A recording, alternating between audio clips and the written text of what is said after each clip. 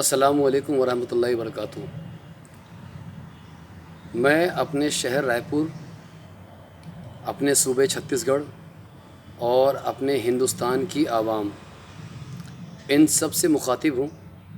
और इन सब से मुखातिब हो कर के मेरे कहने का मकसद सिर्फ़ एक चीज़ का है कि अभी कुछ दिनों पहले एक पाखंडी बाबा, जिसको खुद उसके समाज के बड़े बड़े शंकराचार्य जी लोगों ने उसको पाखंडी कहा है, और उस पाखंडी के बच्चे ने मेरे इमाम अव्वल मौला अली मुश्किल कुशा की शान में गुस्ताखी करी है।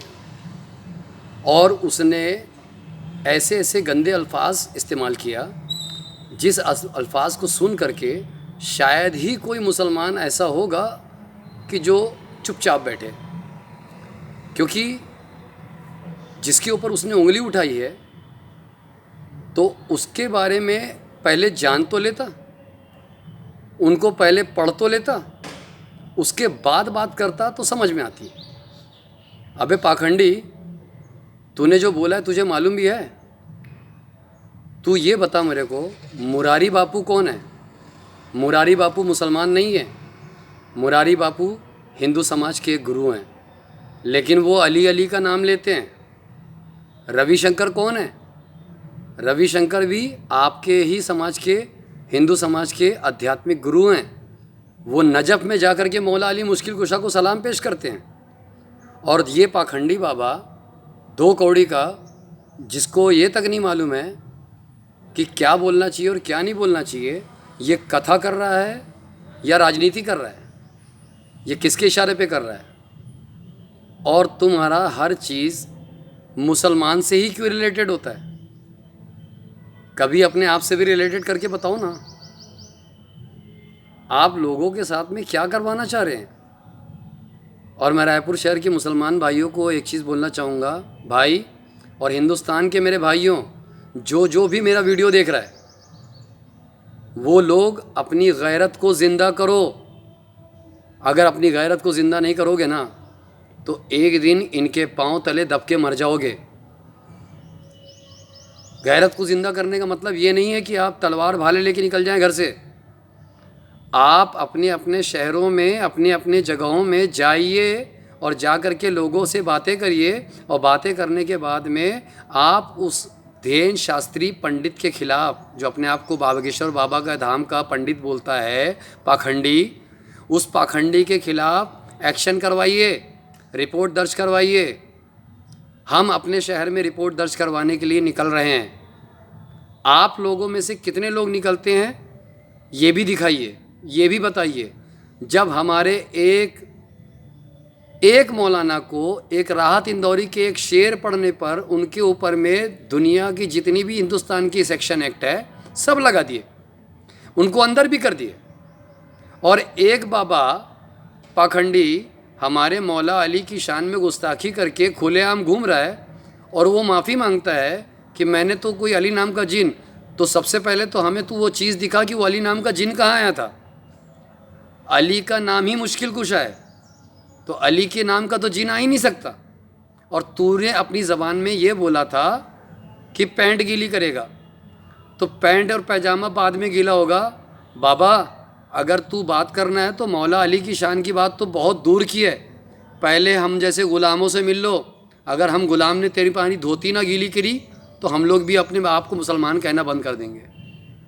और मैं हिंदुस्तान और हिंदुस्तान की सरकार, छत्तीसगढ़ शासन, रायपुर प्रशासन, रायपुर के सभी बुद्धिजीवी लोगों से गुजारिश करूंगा कि मेरे मौला अली की शान में जो गुस्ताखी की गई है उसके ख़िलाफ़ आवाज़ बुलंद करिए। अगर आप आवाज़ बुलंद करेंगे तो आपकी आवाज़ सुनी जाएगी। आप आवाज़ बुलंद नहीं करेंगे तो आपकी आवाज़ दुनिया में कोई नहीं सुनने वाला, क्योंकि आपको अपनी आवाज़ खुद बनना है। अभी तक के आपकी मस्जिदों में, आपके मदरसों में, आपके बोलना चाहिए कि अपना शरिया में, दुनिया जहान की चीज़ों में इनको तकलीफ़ हो रही है।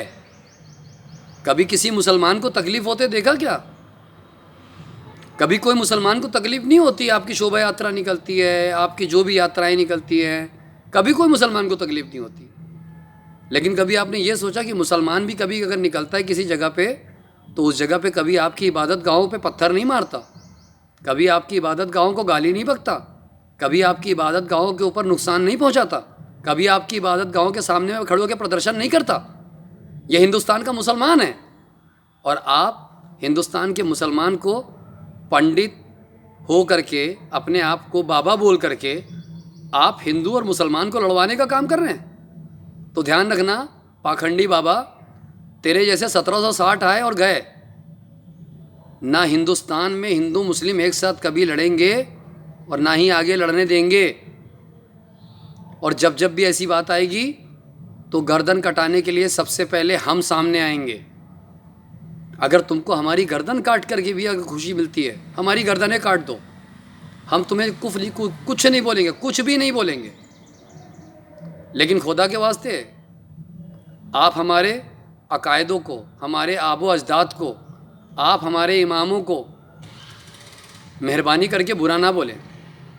और अगर आपने बोल ही दिया है तो अब आपको इसका अंजाम भी भुगतना पड़ेगा। क्यों? क्योंकि आपने कोई छोटा मोटा जुर्म नहीं किया है। ठीक है, आपको बहुत दिन से सुना जा रहा था, बहुत दिन से देखा जा रहा था, आप सबकी पर्ची बनाते हैं। आपने अपनी पर्ची बनाई थी क्या कि आप आप बोलोगे और आपके नाम की पर्ची बनेगी? बाबा, ये हमारे यहाँ की नहीं, ये ऊपर वाले की पर्ची बनी तुम्हारे नाम से। अब तुम अपने आप को बताओ कि तुम्हारे बारे में क्या है, तो हम बताएंगे अब तुम्हारे को कि तुम्हारे बारे में क्या क्या लिखा गया है। बाबा, अब तुम्हारे नाम से कहाँ कहाँ रिपोर्ट दर्ज होगी, अब तुम जानो। और तुम में अगर हिम्मत हो तो रायपुर शहर में वापस आओ और रायपुर शहर में वापस आकर के अपनी यही ज़बान को वापस दोहराओ। हम आपको कानून और कायदे के हिसाब से हम आपको इसका जवाब देंगे, कलम की ताकत से देंगे, लड़ाई झगड़े की ताकत से, दंगे फसाद की ताकत से नहीं देंगे। हम आपको हर तरीके का जवाब कलम से देंगे, क्योंकि हमको बाबा भीमराव अंबेडकर के ऊपर में फ़ख्र है। फ़ख्र इसलिए है क्योंकि उन्होंने हमको जीने का हक दिया है, और हमारे को जीने का जिसने हक दिया है ना, तुम क्या, तुम्हारे बाप भी नहीं छीन सकते। हिम्मत हो तो आ जाना मैदान में, वहीं पे देख लेंगे कितना किसने संविधान पढ़ा हुआ है, कितने संविधान तुम जानते हो, कितने संविधान हम जानते हैं। हमसे कमज़ोर ही निकलोगे संविधान मानने में। संविधान पढ़ो पहले, पढ़ना तो दूर की बात, तुम लोग तो संविधान मिटाने की बात करते हो।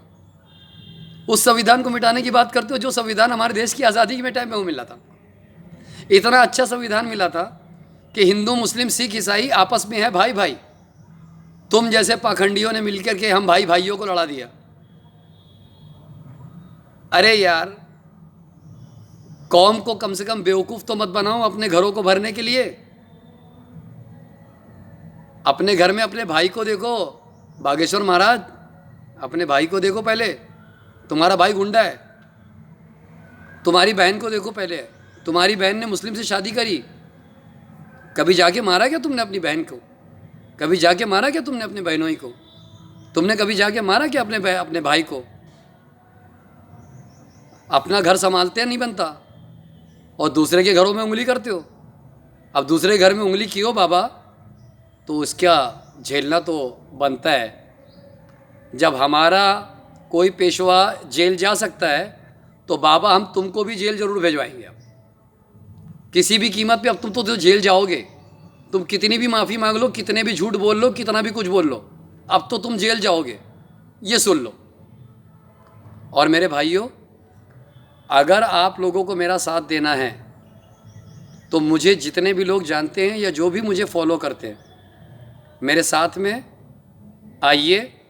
मैं रायपुर छत्तीसगढ़ के पूरे शहर के 33 थानों में बाबा बागेश्वर धाम धीरेन्द्र शास्त्री के खिलाफ़ FIR दर्ज करवाने जा रहा हूँ।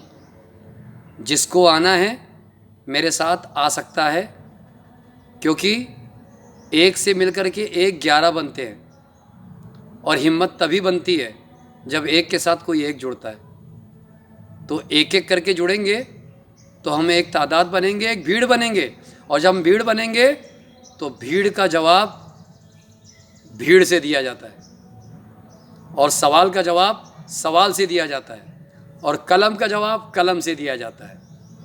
और हम आपको कलम की ताकत से जवाब देंगे। बाबा, अब आप बच के दिखाओ, अब हम लोग आपके पीछे पड़ रहे हैं। अस्सलामु अलैकुम। याद रखना दुआओं में, और कभी मिलना हो तो रायपुर शहर ज़रूर आना।